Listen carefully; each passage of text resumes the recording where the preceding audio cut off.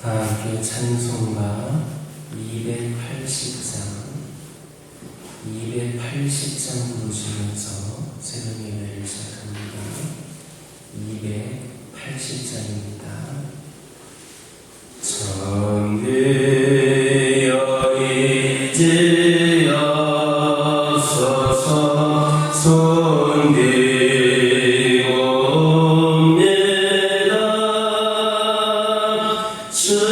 주나를 외면하시며 나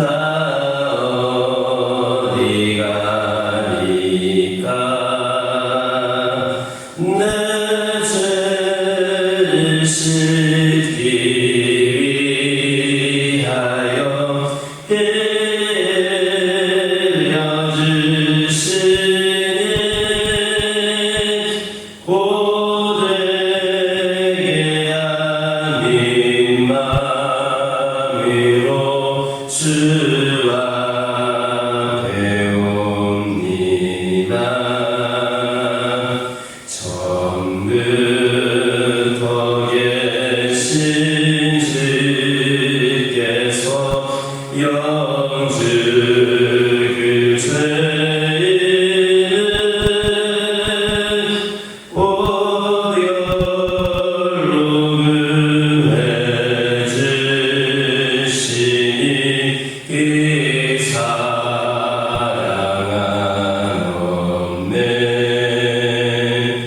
내 죄를 씻기 위하여 흘려주시니 고되게 아닌 마음으로 주와 배웁니다. 나의 수지함으로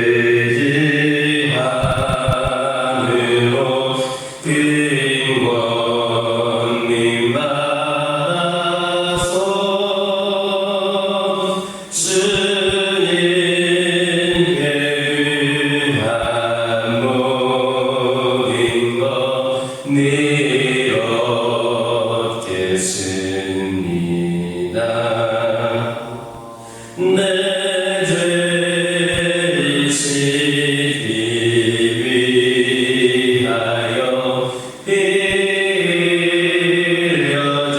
흘려주시니 고되게 아닌 마음으로 주와 배웁니다.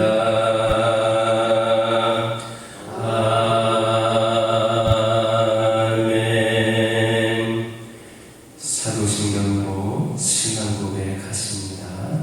전능하사 천지를 만드신 하나님 아버지를 내가 믿사오며 그 외아들 우리 주 예수 그리스도를 믿사오니 이는 성령으로 잉태하사 동정녀 마리아에게 낳으시고 본디오 빌라도에게 고난을 받으사 십자가에 못 박혀 죽으시고 장사한 지 사흘 만에 죽은 자 가운데서 다시 살아나시며 하늘에 오르사 전능하신 하나님 우편에 앉아 계시다가 저희로서 산자와 죽은 자를 심판하러 오시리라. 성령을 믿사오며 거룩한 공예와 성도가 서로 교통하는 것과 죄를 사하여 주시는 것과 몸이 다시 사는 것과 영원히 사는 것을 믿사옵나이다. 아멘. 신명기 25장 5절에서 10절입니다. 신명기 25장 5절에서 10절입니다. 5절에서 10절까지 한 절씩 교독합니다. 형제들이 함께 사는데 그중 하나가 죽고 아들이 없거든 그 죽은 자의 아내는 나가서 타인에게 시집까지 갈 것이요 그의 남편의 형제가 그에게로 들어가서 그를 맞이하여 아내로 삼아 그의 남편의 형제된 의무를 그에게 다 행할 것이요. 그 여인이 낳은 처자들이 그 죽은 형제의 이름을 잊게 하여 그 이름이 이스라엘 중에서 끊어지지 않게 할 것이니라. 그러나 그 사람이 만일 그 형제의 아내 맞이하기를 즐겨하지 아니하면 그 형제의 아내는 그 성문으로 장로들에게로 나아가서 말하기를 내 남편의 형제가 그의 형제의 이름을 이스라엘 중에 잊기를 싫어하여 남편의 형제된 의무를 내게 행하지 아니하나이다 할 것이요. 그 성모들은 그를 불러다가 그가 이미 정한 뜻대로 말하기를 내가 그 여자를 맞이하기를 즐겨하지 아니하노라 하면 그의 형제의 아내가 장로들 앞에서 그에게 나아가서 그의 발에 침을 벗기고 그의 얼굴에 침을 뱉으며 이르기를 그의 형제 집에 세우기를 즐겨 아니하는 자에게는 이같이 할 것이라 하고 이스라엘 중에서 그의 이름을 힘벗김 받은 자의 집이라 부를 것이니라. 아멘. 본문을 보면 함께 살던 형제 중에 하나가 후사 없이 죽게 되면 남은 형제는 죽은 형제 아내를 취하여 기업을 이어주어야 할 의무가 있었습니다. 그런데 만약에 남은 형제가 그 의무를 실행하기를 싫어하면 그의 발에서 신을 벗기라 했습니다. 여기에서 신을 벗기운다라는 것은 그 사람의 형제의 할 바를 다 하지 아니하고 그 의무를 포기한 사람이라는 뜻으로서 이스라엘 사회에서는 수치를 받아들일 만한 것이었습니다. 왜냐하면 혈의 몸인 이스라엘에 있어서 형제에 대한 의무를 하지 않는다라는 것은 한 형제의 일을 거부하는 것과 같은 그런 행위이기 때문입니다. 참으로 이스라엘 사회에서는 형제의 의무를 하지 않으면 조롱과 멸시를 받아야만 했습니다. 그런데 형제에 대한 의무는 육적 이스라엘 사회에만 있는 것이 아닙니다. 그것은 영적 이스라엘 사회인 성도들의 공동체 안에서도 존재합니다. 참으로 우리 성도들은 그리스도 안에서 한 하나님의 자녀된 한 형제입니다. 따라서 우리에게는 다른 성도에 대해 행해야 할 마땅한 의무가 있습니다. 그리고 성도들이 다른 형제에 대한 그런 의무를 이행하지 않으면 하나님에 의하여서 영적인 신발을 벗기게 되는 겁니다. 그렇다면 우리가 믿음의 형제들에 대해서 가지고 있는 의무는 무엇이겠습니까? 그것은 바로 형제들 중에 어려움에 처한 자가 있는지를 돌아보며 보살피는 등 형제의 고통을 함께하며 책임을 지는 겁니다. 만약에 우리가 형제에 대한 이런 의무를 성실하게 이행하지를 않는다면 우리는 하나님에 의하여 영적인 신발을 벗기게 될 겁니다. 우리는 그리스도 안에서 한 믿음으로 형제된 사람들을 향하여 당연히 가져야 할 의무들이 있습니다.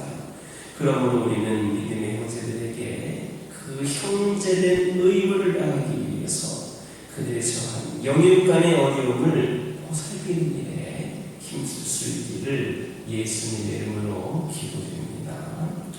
5절에서 6절을 보면 함께 살던 형제 중 하나가 아들이 없이 죽었을 경우 죽은 사람의 아내는 다른 사람에게 시집을 가는 것이 아니라 그 죽은 남편의 형제가 그녀를 취하여 후사를 잊게 해주라 했습니다. 이것은 자식이 없이 불행하게 죽은 사람의 대가 끊어지지 않도록 그 형제로 하여금 아들을 낳아주어 대를 잇게 하는 일종의 구원행위였습니다. 대가 끊어진다라고 하는 것은 어떤 문화권에서는 매우 불행한 일임에는 틀림이 없었으나 이스라엘 사회에 있어서는 그 의미가 더 심해서 하나님의 저주와도 같이 여겨졌습니다. 대가 끊긴다고 하는 것은 하나님의 저주와도 같이 여겨졌습니다. 왜냐하면 그것은 아브라함과 이삭 그리고 야곱으로부터 이어져 내려오는 하나님의 축복과의 단절을 의미하는 것이었기 때문입니다. 그래서 그 형제의 대를 이어주는 것은 참으로 아름다운 구원의 행위인 겁니다. 그런 의미에서 이것은 죄로 인해 하나님의 저주의 대상이었으며 아무런 소망이 없었던 우리들을 위하여서 자신을 희생하심으로 말미암아 죄에서 구원하사 하나님의 후사가 되게 하신 예수님의 구속사역을 예표한다. 이렇게 말할 수도 있겠습니다. 참으로 우리는 우리의 의지를 가지고는 아무것도 이뤄낼 수가 없고 단지 멸망할 수밖에 없었던 저주와 진노의 자녀들이었습니다. 그래서 세상에서는 아무런 소망이 없었습니다. 그러나 우리의 그러한 문제는 근본 하나님의 본체이시나 우리와 같은 육체를 입으시고 우리에게로사 당신을 믿는 자들을 형제라 부르시기를 부끄러워하지 않으신 그리스도로 말미암아서 완전히 해결될 수 있었습니다. 왜냐하면 그리스도는 우리를 당신의 피로 사서 하나님께 바치심으로 말미암아 우리를 당신과 함께한 하늘나라의 후사가 되도록 하셨기 때문입니다. 참으로 우리는 그리스도로 말미암아 하나님의 저주의 대상에서 오히려 하나님의 축복과 은혜의 상속자들이 되었습니다. 그러므로 우리 우리를 구원하여 주신 그리스도께 온전히 순종해야만 합니다. 그리스도는 우리를 위하여 고난을 당하셨을 뿐만 아니라 십자가에 달려 돌아가시기까지 하셨습니다. 따라서 그리스도의 말씀을 따르고 순종하고 그분을 위해 헌신하는 것은 지극히 마땅한 일임을 명심하는 우리 모두가 되기를 예수님의 이름으로 기도드립니다. 다시 5절에서 6절을 보면 하나님께서는 동거하던 형제 중에 하나가 아들이 없이 죽었을 경우 죽은 자의 아내는 다른 사람에게 시집가지 말고 그 남편의 형제가 그녀를 아내로 맞아들이고 아들을 낳아서 후사를 이어 그 이름을 이스라엘에서 끊어지지 않도록 하라 말씀하고 있습니다.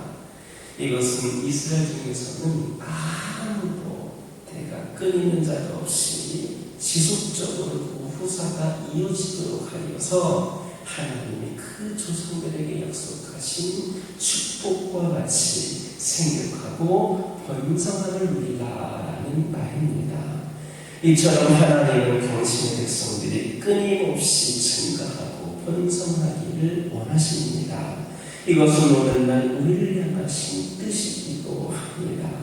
우리를 통하여 하나님 나라의 후사가 이어지고 그로 인하여서 하나님 나라의 백성들이 번성하기를 원하십니다. 그러므로 우리는 그리스도의 복음 전파를 통하여 하나님 나라의 후사를 잇되 그 열매가 더욱 풍성히 맺혀지도록 해야 합니다. 사실 그리스도께서 육체를 입으시고 우리 중에 오신 것도 하나님 나라의 후사를 잇기 위함입니다. 죄인이었던 우리를 구원하셔서 우리를 하나님 나라의 백성으로 그렇게 후사가 되게 하기 위함이셨습니다. 그러므로 그리스도를 믿음으로 말미암아 이 세상에서 하나님의 나라를 계승한 자들 된 우리 성도들은 주님의 뜻을 받들어서 복음을 전하는 일에 열심을 다해야 합니다. 그래서 하나님 나라의 후사가 끊임없이 이어지고 번성하며 충만토록 해야 하는 겁니다. 만약에 그렇지 않고 그 일을 꺼리는 자가 우리 중에 있다면 그럼 형제의 의무를 이행하지 않는 자가 신벗기운 자의 집이라 불리면서 부끄러움을 당했던 것처럼 부끄러운 후원이 되게 될지도 모릅니다. 그러므로 항상 그리스도의 복음을 전파하기에 최선을 다하는 자들이 되어야 됩니다. 복음 전파는 우리 믿음의 후사들에게 주어진 지상 최대의 의무입니다.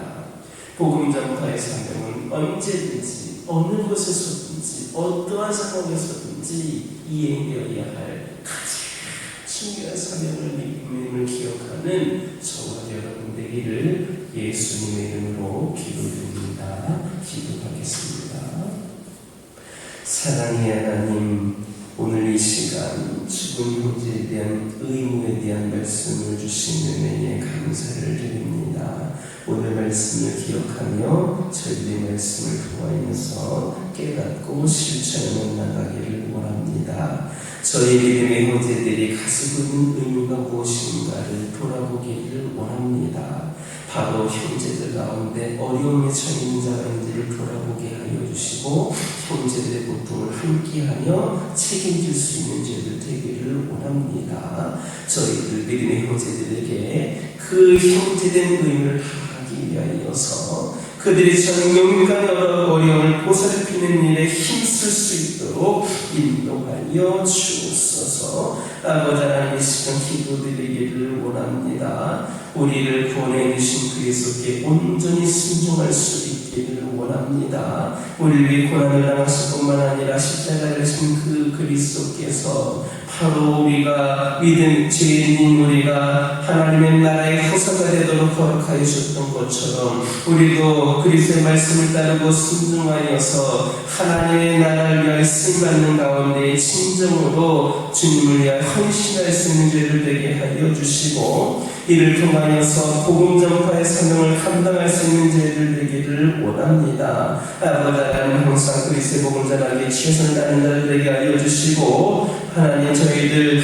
믿음의 후사들로서 그 지상 최대의 임무를 감당케 하여 주셔서 언제 어디서든 어떤 상황에서든 가장 중요한 사명을 감당할 수 있는 저희 모두가 되게 하여 주시옵소서. 아버지 하나님, 저희 가족들과 함께 하여 주시며 각 가정에 처해 있는 상황과 형편들이 있사오니 우리 하나님께서 또 깊이 간섭하여 주시고 하나님 여러 가지 그 문제와 상황들을 해결하여 주시고 늘 복음하시는 은혜를 경험할 수 있도록 인도하여 주시옵소서. 아버지 하나님, 특별히 우리 믿음의 가정들 세상의 여러 가지 상황 가운데서도 넘어지거나 흔들리지 않기를 원합니다. 온전히 우리 하나님을 바라보며 우리 하나님께서 함께 하심을 기대하며 특별히 믿음의 후사들로서 부족함이 없는 그런 삶을 살아가는 저희 가정들 되게 하여 주시옵소서. 하나님께서 허락하신 그 복의 복을 마음껏 누리며 살아갈 수 있는 기회의 장이 우리 가정들에게 열려지게 하여 주시옵소서. 영적으로 육적으로 연약함 가운데 있는 영혼들이 있습니다. 이 연약함이 아버지 하나님의 강하심을 드러낼 수 있는 기회가 되기를 원합니다. 주어진 그런 연약함 때문에 낙심하거나 절망하거나 하나님을 원망하지 않게 하여 주시고 우리 하나님이 이를 통하여서 이루실 그 강함의 역사를 기대하게 하여 주시고 믿음으로 구하게 하여 주시고 온전한 치유와 회복의 놀란 역사가 있게 하여 주시옵소서. 그리하여서 육적으로 영적으로 어려운 가운데 있는 원인들이 하나님과 우리의 관계를 갈라놓게 되는 그런 시험거리를 되지 않게 하여 주시고 이를 통하여 더욱더 하나님과의 깊은 만남을 이어갈 수 있도록 인도하여 주시옵소서. 교회를 위하여 기도하기를 원합니다. 하나님께서 세우신 이 교회가 아버지 하나님께서 지금까지도 함께하여 주셨던 것처럼 앞으로도 함께하여 주시고 귀한 사명을 감당하며 나가는 교회가 되기를 원합니다. 우리 하나님, 이 교회 위에 임재하여 주시고 머물러 주시고 이 교회를 이끌어 주셔서 아버지 하나님의 생각과 판단으로가 아니라 하나님께서 이끌어 가시는 귀엽고 복된 재단 되게 하여 주시옵소서. 이 재단을 통하여 선포되어지는 말씀의 능력이 있게 하여 주시고 우리 모든 성도들이 기도하는 기도 제목들 아버지 하나님 응답되어지는 기도의 능력을 경험하는 재단 되게 하여 주시옵소서. 주시고 늘 성령 충만한 자단 되게 하여 주셔서 이 재단을 드나드는 영혼들마다 성령 충만함의 은혜 가운데 살아갈 수 있도록 인도하여 주시옵소서. 아버지 하나님 그동안 함께 하신 아버지 하나님, 이제 앞으로도 새로운 시대에 이 교회가 더욱더 귀한 사명 감당하며 나아가기를 원합니다. 아버지 하나님, 수많은 교회들 가운데 한 교회에 머물지 않게 하여 주시고 이 교회가 새로운 동의 시대를 열어가는 데 길을 열어주셔서 아버지 하나님, 이제 이 지역과 나라와 민족을 복음화하는 데에 하나님께 귀하게 쓰임받는 오늘날 이 시대의 진정한 교회로 거듭나게 하여 주시옵소서. 우리 성도들 이를 위하여 함께 기도하게 하여 주시옵소서. 기도가 다시금 회복이 되게 하여 주시옵소서. 기도하는 가운데에 쏟아지는 응답의 역사를 경험하게 하여 주시옵소서. 아버지, 특별히 기도드리기를 원하는 것은 이 교회가 여러 가지 아버지 하나님, 이제 크고 작은 문제들 가운데 있음을 고백을 합니다. 아버지 하나님께서 함께 하여 주시옵소서. 아버지 하나님, 저희들이 감당할 수 없는 기도 제목들도 있습니다. 아버지, 해결되어야 될 문제들이 있습니다. 저희들이 시간 시일을 모으며 기도하기를 원하오니